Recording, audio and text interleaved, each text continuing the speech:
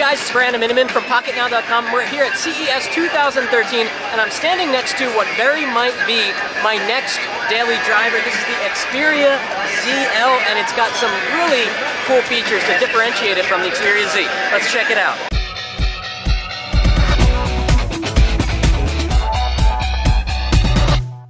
Okay, so according to Sony, what makes this phone interesting, beyond a couple... Alright, let me do that again. Now, there are a few ways that the Xperia ZL is different than the Xperia Z. First of all, it is not waterproof, and it also does not have a glass back, which I really like, because I don't like having a glass back. It makes it less durable. Another way that this is different is that the front-facing camera is on the bottom. What's up with that? A very interesting design element that really doesn't matter much. The reason that they did that is because they maxed out the screen in the face of the phone, and Sony claims that it has the highest ratio of screen to phone face. That's hard to say, but as you can see, the bezels are crazily thin. I know this sounds weird, I feel something when I look at this phone. It just is so futuristic looking.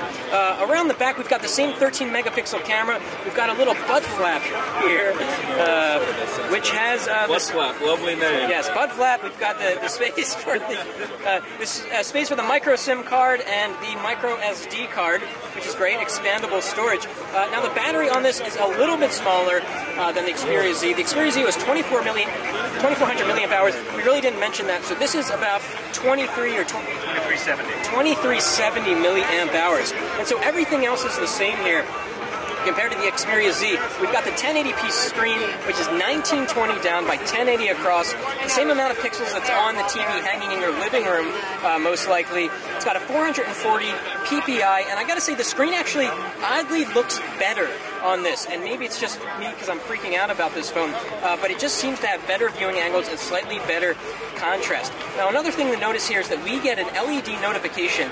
Look at it. It's like this line. And maybe that changes to multiple colors, which would be really cool if you can use a program like Lightflow with it.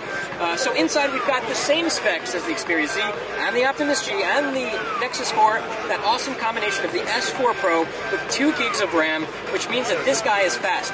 We don't have an internet connection, so we can't go crazy showing you stuff. We've got Android 4.1, we've got the Jelly Bean in the house, and let's jump into the camera and you'll see what I mean, that the position of the front-facing camera really doesn't matter, because look, you hold your hand here, you hold your hand here, and that might happen once in a while where your hand's covering it up. Say hi to everyone. Hi, hi, hi. And back to the front. And as we know from previous, oh, that's really cool. I was going to say, as we know from previous Sony devices have very awesome cameras. Here's something that's really interesting, and oddly it's not doing it now. Let's go back into the camera app. Check this out. It takes up the entire frame, then we get these 3 dots, and if you tap the 3 dots, boom, that little guy pops out with those on-screen Android buttons. So this is the Xperia ZL. I'm really looking forward to it because, damn, look at it. A lot of screen on a phone. Kind of reminds us of the Razr M a little bit. That's it for now.